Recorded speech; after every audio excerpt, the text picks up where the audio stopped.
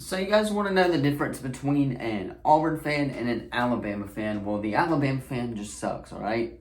The Auburn fan, on the other hand, will actually talk to you and do stuff, or actually talk to you about the games and actually be a kind human being. Alabama fans, on the other hand, they just suck, if you're asking me.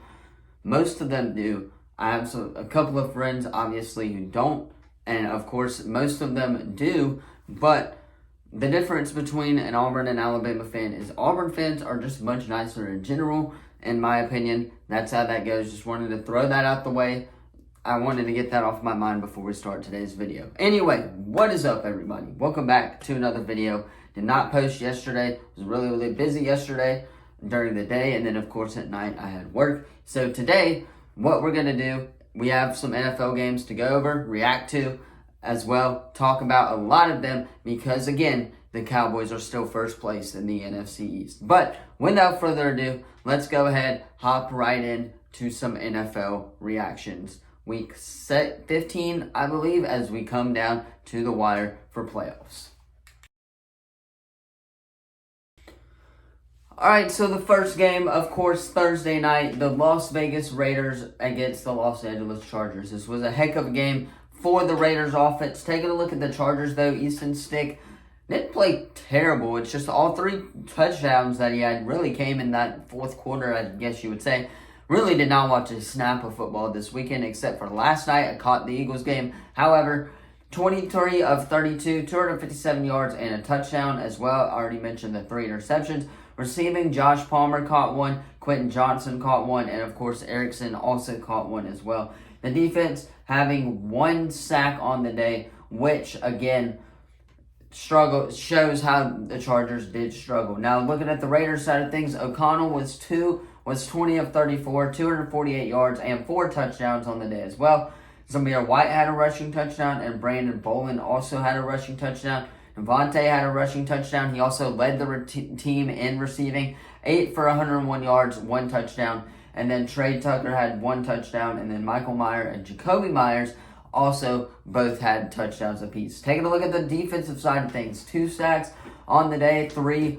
Got about 4 sacks in there for the Chargers defense. So, really good play from the Las Vegas Raiders. Chargers fired Brandon Staley, got him out of there like they should have done weeks ago. However, they finally got it done, and now hopefully they could start developing Justin Herbert. But overall, good Thursday night game from the Raiders. Let's move on to the next one.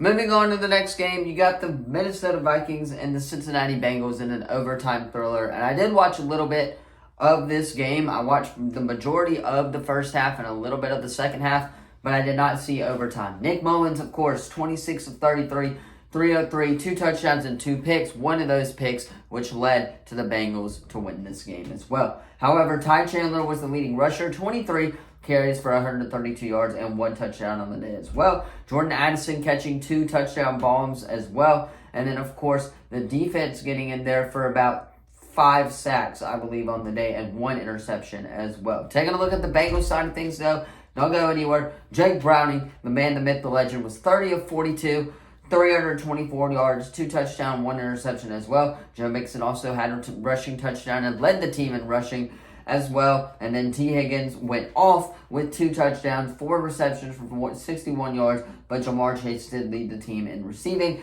And then, of course, the defense combining for about 4 or 5 sacks on the day as well. And then the defense getting 2 interceptions as well. And then Evan McPherson, 9 of those points came from Evan McPherson. They would have not won the game if it weren't for McPherson. So, overall, the Bengals' playoff hopes are still alive if they can make it. Moving on, we got the next Saturday game, and that is the Indianapolis Colts going against the Pittsburgh Steelers. And the Colts shut them down. The Steelers did not play well. Trubisky was 16 of 23. He actually got taken out of the game. So nothing really to highlight offensively for the Pittsburgh Steelers. But looking at the Colts, Gardner Minshew looks to be the man. He was 18 of 28, 215 yards, 3 touchdowns on the day as well. And then, of course, DJ Montgomery receiving for a touchdown, Mo Alley Cox, and then, of course, Zach Moss also getting touchdowns on the day as well. Looking at the defensive side of things, they had 2, 3, 5 sacks on the day and 1 interception as well. And then kicking 12 of those 30 points came from kicking. That is almost half. That is insane. That game getting it done in the kicking game. However, the Colts solidify why they should be in the playoffs in the AFC. Let's move on. Moving on, you got the Lions proving to us why they should be in contention for a Super Bowl. The Lions absolutely cooked the Denver Broncos this week, 42-10. Really nothing to highlight. Russ actually did struggle a lot during this game, so we'll take a look at the Lions side of things. Jared Goff, 24 of 34, 278 yards, and 5 touchdowns. That is insane. Should have started in fantasy. I benched him because I thought Sam Howell was going to do a lot better, especially considering how well the Broncos defense has been playing. However, that did not happen. Jahmyr Gibbs also leading the team in rushing. He was 11 for 100 yards and then 1 touchdown on the day as well. Monroe St. Brown, 1 touchdown. Led the team in receiving, though, 7 receptions for 112 yards. Sam Laporta, 5 receptions, 56 yards, and 3 of those touchdowns as well. And then Jahmyr Gibbs also catching a receiving touchdown on the day, too. Looking over at the defensive side of things, they didn't have any sacks. Actually, I take that back. They had 2 sacks on the day as well. But kicking, 6 points came from kicking. So, again, really, really good stuff from the Lions, and they proved to us why they should be in contention for playoff.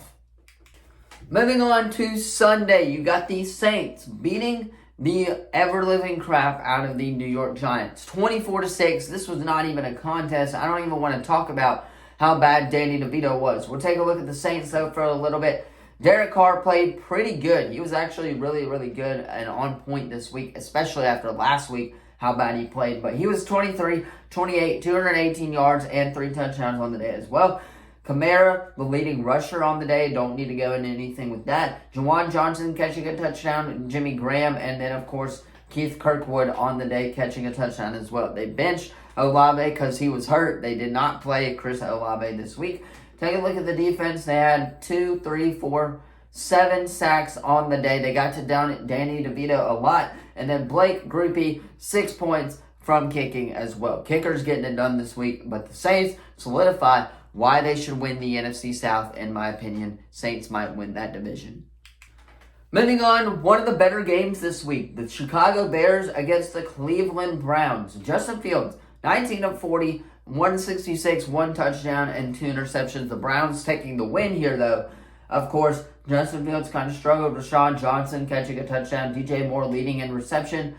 Not sure how they scored 17 points. However, Joe Flacco, 2 touchdowns, 3 interceptions, 28 of 44 for 375 yards on the day. Jerome Ford led the team in rushing. He was 8 for 20. Amari Cooper, David Njoku also catching touchdown bombs on the day as well. The defense having 1, 2, 3, getting in there for 4 sacks on the day as well. And then, of course, kicking, Dustin Hopkins had 8 points of those 20 points. So, congratulations, Cleveland Browns get a much-needed win against the Chicago Bears. Moving on, you got the Carolina Panthers beating the Atlanta Falcons. Yes, you heard me correctly. They beat the Atlanta Falcons this week. Great weekend to be a Panthers fan. Tickets were 45 cents a game, by the way. How are you going to let some team lose to you like that? However, Desmond Ridder got he is getting benched this week. The Falcons did announce that he will not be starting and they will go back to Taylor Heineke. But he was 12 of 20, 152 yards, 1 touchdown, and 1 pick. Tyler Algier led the team in rushing. They didn't utilize Bijan at all during that game. And then, of course, Jonnu Smith led the team in receiving. And then the 1 receiving touchdown was Cordero Patterson on the day. So nothing to highlight there. However, taking a look at the Panthers side of things, Bryce Young, 18 of 24, 167 yards, 0 touchdowns, and 0 interceptions on the day as well. He was 4 for 4 on that game-winning drive. It was insane to watch him go down, lead a team to victory. Chuba Hubbard on the day, 22 carries for 87 yards, though. Adam Thielen led the team in receiving. And then, of course, all 9 points came from your boy, Eddie Pinheiro. So I don't know what to do about that, but thank you. He got us the win. And, of course, we got the win against a struggling Atlanta Falcons team who, in my opinion, should fire Arthur Smith. Moving on, you got the Bucks still leading the NFC South, by the way, beating the Green Bay Packers. Man, the Packers could not get it done. Taking a look at the Packers side of things, though, Jordan Love, 29 of 39, 284 yards, 2 touchdowns on the day as well. Of course, Aaron Jones led the team in rushing, 13 for 53. And then offensively, they scored a 1 touchdown with Tucker Kraft, Jalen Reed as well. So overall, they kind of struggled. And then kicking, Anders Carlson kicked 8 points, Wardam Eagle. However, taking a look at the Bucs side of things, Baker Mayfield, 22 of 28, 381 yards, 4 touchdowns on the day. Of course, getting one to David Moore, Mike Evans, Rachaad White, and of course, Ko Keith as well. Defense didn't really do anything. And then kicking 10 of those points as well. So the Bucs all-around victory for the Tampa Bay Buccaneers as they still lead the NFC South. Moving on, you got the Dolphins destroying the Jets 30-0. I don't even want to talk about this game. This game was absolutely a beatdown. Zach Wilson got hurt. I feel bad for the man. However, let's move on to the next game. I don't even want to talk about this game, so let's move on. Moving on, you got the Chiefs narrowly defeating the New England Patriots by 10 points. This was a really close game for the most part. Towards the end of that, kept up with it a little bit. However, Patrick Mahomes, 27 of 37, 305 yards, 2 touchdowns, 2 interceptions. Clyde Edwards-Helaire led the team in rushing, 37 yards on the day. Rashid Weiss, Clyde Edwards-Helaire, and then, of course, Jerick McKinnon, all catching touchdown passes from Patrick Mahomes. And then kicking, Harrison Butker, 9 points. Once again, always got to highlight the kickers. However, passing, on the Patriots side of things, Bailey Zappi, 23 of 31, did not have a terrible day, 180 yards, and then 1 touchdown, 1 interception on the day as well. Ezekiel Elliott led the team in rushing. However, Kevin Harris had the touchdown on the day. Hunter Henry having 1 touchdown as well, receiving-wise for that as well. And then kicking, 5 of those points as well. So, not bad for the Patriots. They just couldn't get it done as Bill Belichick now looks to be on the hot seat.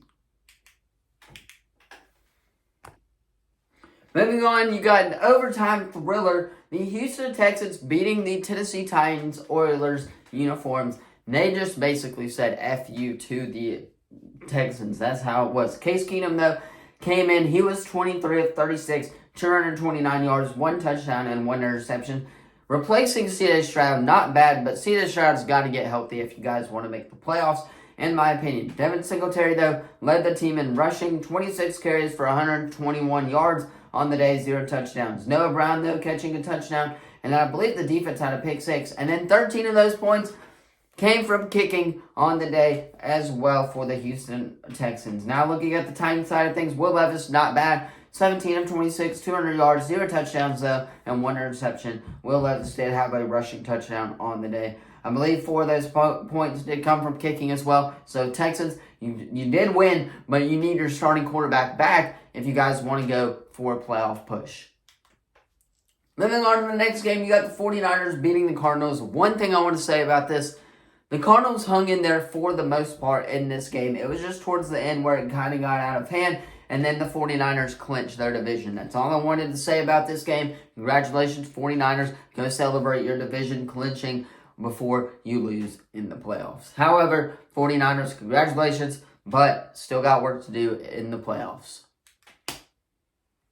Moving on to the next game, of course, is the Washington Commanders losing 28-20 to the Los Angeles Rams. Sam Howell, 11 of 26. He only completed 11 passes in this game, which was less than what Bryce Young did last week. But 102 for 1 touchdown and 1 interception on the day as well. Jacoby Brissett actually came in for Sam Howell, and he was 8 of 10, 124 yards and 2 touchdowns on the day as well. However, Chris Rodriguez led the team in rushing. Terry McLaurin caught 1 touchdown. He was the leading receiver for this team. 6 receptions for 141 yards. 2 touchdowns on the day for Curtis Samuel as well. So, the offense was looking good receiving-wise. Now, taking a look at the Rams side of things. Matthew Stafford, 25 of 33, 258 yards, 2 touchdowns. Kareem Williams had 1 touchdown on the day as well and led the team in rushing. 27 carries for 152 yards. And then, of course, Cooper Kupp and then Demarcus Robinson also catching 1 touchdown as Cooper Kupp led the team in reception. So the Rams have a tough test against the New Orleans Saints if they want to make the playoffs, but for now, they are in. Moving on, I don't even want to talk about how bad this game for the Dallas Cowboys was. This was absolutely embarrassing losing to the Buffalo Bills like this. I'm hoping that they'll turn it around next week against a really, really good Miami Dolphins team. However, Dak Prescott, we got to go over it, so let's go ahead and go over it. 21 of 34, 134 yards, and a touchdown on the day as well. The only touchdown coming from CeeDee Lamb, of course. But Josh Allen did not play great either. He was 7 of 15 for 94 yards and 1 touchdown. James Cook, though, they handed the ball off to him a lot. 25 for 180 yards and 1 touchdown as well. Latavius Murray also getting a rushing touchdown as well. And then James Cook catching receiving, but Stephon Diggs leading 4 for 48 yards as well. Now, taking a look at kicking-wise, 7 of those 31 points came from kicking as well. Not really a whole lot to highlight on the defensive side of things. Bills get a much-needed win, though, against the Dallas Cowboys, who need to bounce back this week. You hear me, Mike McCarthy? Moving on, you got Sunday Night Football, and woo, this was a complete blowout. I thought it would be, especially with the way that T-Law got hurt, and he got hurt again in this game. First of all, we'll peek at the Jaguars side of things. 25 of 43, 264 yards, and a touchdown on the day as well. T-Law also led the team in rushing. Travis Etienne struggled rushing. Jamal Agnew caught the 1 touchdown on the day, so nothing really to highlight over there. Ravens side of things, though. Lamar kind of struggled a little bit. 14 of 24, 171 yards, 1 touchdown, 1 interception. He also led the team in rushing, as he usually does, but Gus Edwards did have the 1 rushing touchdown. And then Isaiah Likely also caught a touchdown on the day as well. And then 11 of those 23 points, once again, came from kicking. So the Ravens solidify their top spot in the AFC and clinch a playoff berth. Man, oh man, oh man. Moving on. Seahawks, beating, not destroying, but beating the Philadelphia Eagles. Congratulations, Seattle. Drew Lock with that game-winning drive. That was a great drive. I was kind of nervous there at the end that they wouldn't get it done, but thankfully they got it done, and now the Cowboys can say that they are still first place in the NFC East. Taking a look at Jalen Hurts, though. 17 of 31, 143 yards, and then 2 interceptions on the day as well. He had 2 rushing touchdowns on the day, too. A.J. Brown led the team in receiving, though, 5 of 56, of course, and then Devontae Smith, 5 of 50 as well. So nothing really to highlight over there as well. And then Jake Elliott got 5 of those points on the day for real, too.